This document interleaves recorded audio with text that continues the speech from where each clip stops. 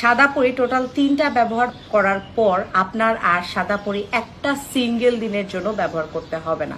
আপনি এই 3টা সাদা পরি যদি একটানা ব্যবহার করতে পারেন তাহলে 3টা ব্যবহার করার পর আপনি পার্মানেন্ট ভাবে ফর্সা হয়ে যাবেন 4 থেকে 6 শেড।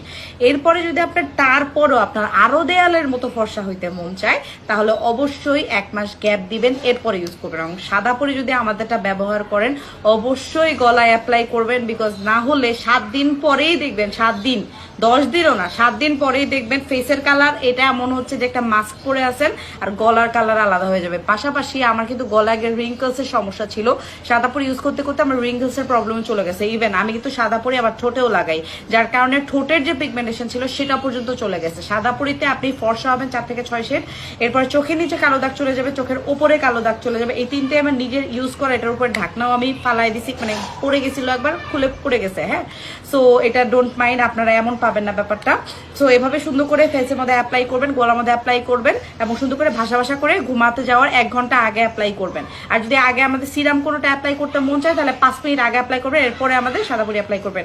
আর 3টার বেশি সাদা পরি ইউজ করার কোনো দরকার নাই ভাই, কোনো দরকার নাই।